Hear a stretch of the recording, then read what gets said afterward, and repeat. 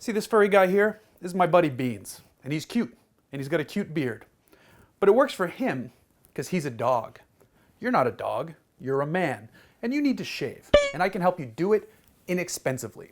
Go to dollarshaveclub.com/Hooniverse. dollarshaveclub.com/Hooniverse. And you'll get high quality razor blades and razor handles delivered to your door every month for short money. You don't want to look like a dog, you want to look like a man. So go to the website, sign up, get your gear, and get your face in gear. Shave time, shave money, shave your face with dollarshaveclub.com/Hooniverse. Isn't that right, buddy? Yeah, that's right. Okay, you can go now.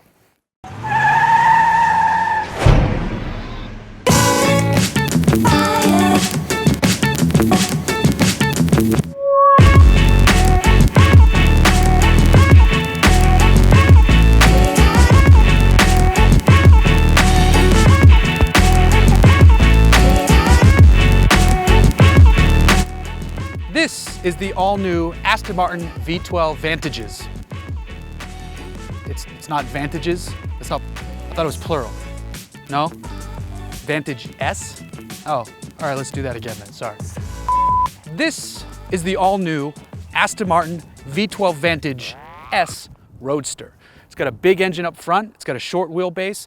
It's got 2 seats. It's the very definition of a British Grand Tourer.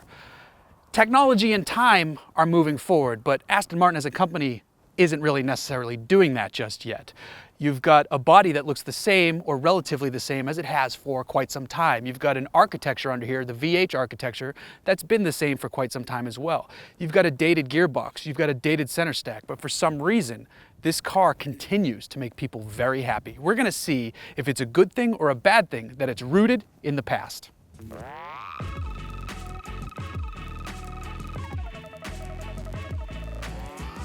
So, with the V12 Vantage S Roadster, we've got a case of not old meets new, it's pretty much just old meets old.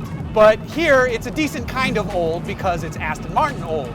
That 6-liter V12 in this application makes 565 horsepower and 457 pound-feet of torque. And those are 2 very good numbers. Now, it's connected to the rear wheels by way of this 3rd-generation 7-speed automated manual gearbox. And I gotta tell you, I hate it. I hate this gearbox so much. I love almost everything else about the car. The noise is wonderful.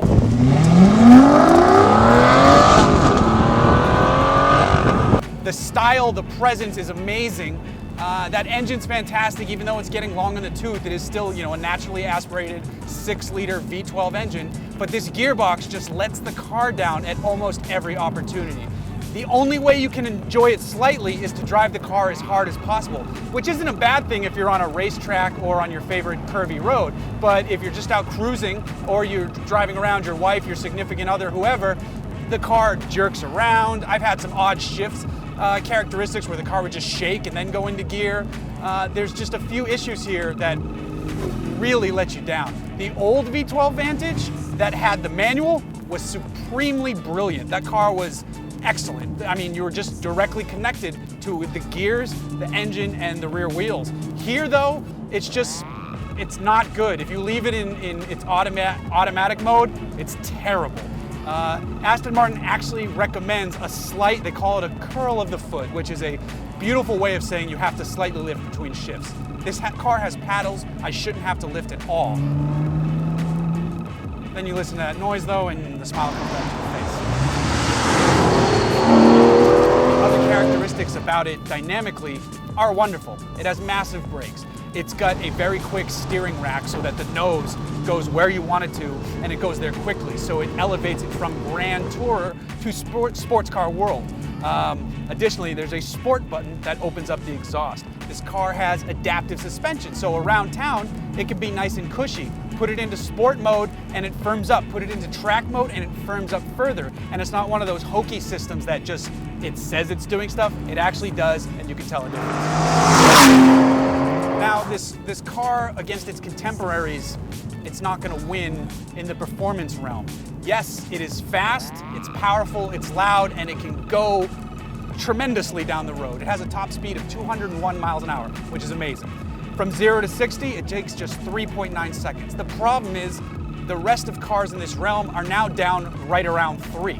They're lightning quick, and some of them are cheaper, depending on what you're comparing this against. You know, if you go against a 911 Turbo, it's getting up there near the cost of this car, but this thing's $200,000.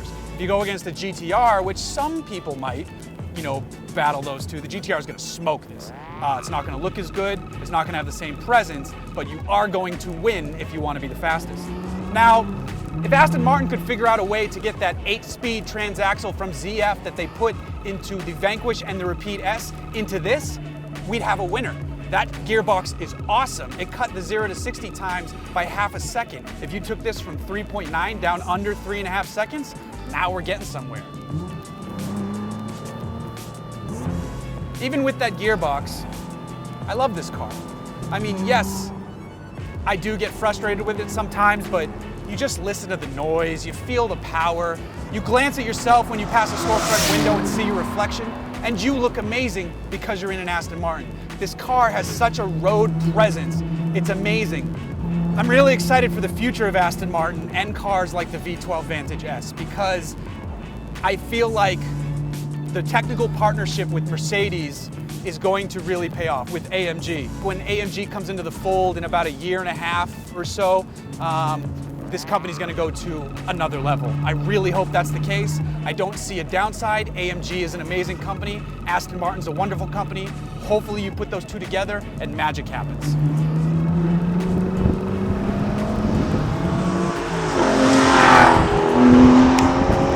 This car does 90% of the things wonderfully.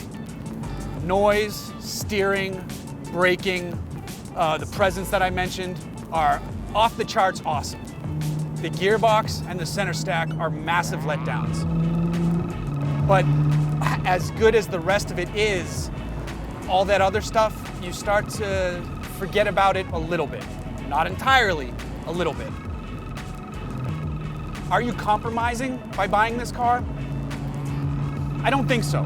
If you told me that you wanted an Aston Martin V12 Vantage and you were a real enthusiast connoisseur, I would say find the manual last gen car and get that one, because that one you're gonna love it all the time. If you just want the Aston Martin to cruise and have a little bit of fun, get this. You're gonna have an amazing time and it's more than capable of anything that you could throw at it.